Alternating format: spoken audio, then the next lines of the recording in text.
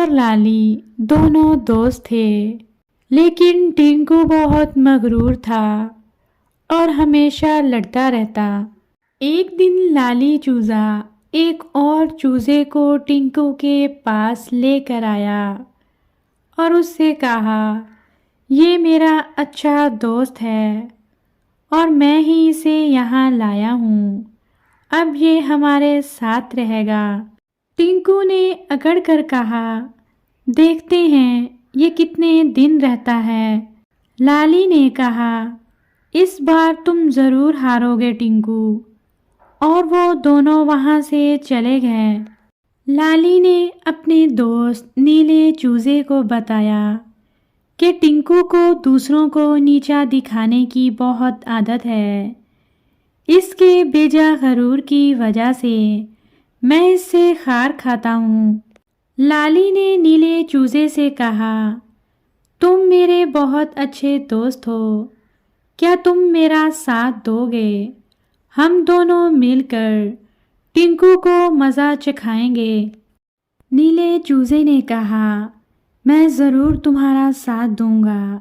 इस बात पर लाली चूजा बहुत खुश हो गया और कहने लगा, हमें हिम्मत से उसका मुकाबला करना होगा और उसका दिमाग दुरुस्त करना होगा। दूसरी तरफ टिंकू बहुत गुस्से में था और वो उन दोनों से उलझना चाहता था। नीला चूजा दिल में कह रहा था, तुम्हें यहाँ से भगाना अब मेरा मिशन है। नीले चूजे ने लाली चूजे से पूछा, मैंने सुना है यहाँ हर बार टिंकू की ही मानी जाती है, क्या ये सच है? लाली ने कहा, हाँ ये बिल्कुल सच है।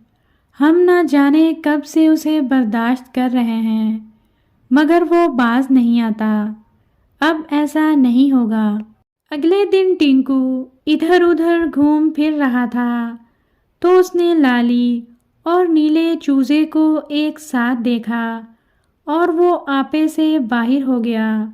उसने आगे बढ़कर नीले चूजे पर हमला कर दिया और बेदर्दी से चूंचे मारने लगा। ये देखकर लाली ने उस पर छलांग लगाई और टिंकू को चूंचे मारने लगी। टिंकू ने फिर नीले चूजे को छोड़ दिया।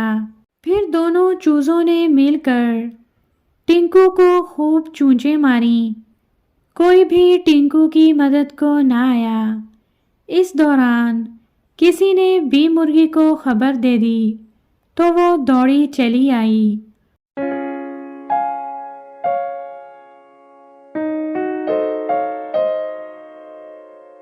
और बड़ी मुश्किल से उन्हें अलग कराया। टिंकू जख्मी हो चुका था। ये देखकर बी मुर्गी ने कहा, मैं तुम्हें कितना रोकती थी कि हर एक से झगड़ा ना किया करो, लेकिन तुमने मेरी बात ना मानी। नीले चूजे ने टिंकू से कहा, यहाँ कोई तुम्हें अच्छा नहीं समझता, इसलिए किसी ने तुम्हारी मदद नहीं की। फिर वो लाली को लेकर वहाँ से चला गया। टिंकू को अब शिद्दत से अपनी गलती का एहसास हो रहा था।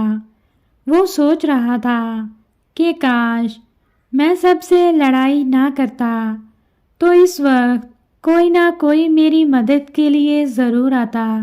उसने फैसला कर लिया था कि अब मुझे अपनी हठधर्मी और ज़िद ख़त्म करनी होगी। चुनाचे अगले दिन वो अपनी अम्मा के साथ लाली और नीले चूजे के पास गया और उन दोनों से माफ़ी मांगी। अब वो तीनों अच्छे दोस्त बन गए थे।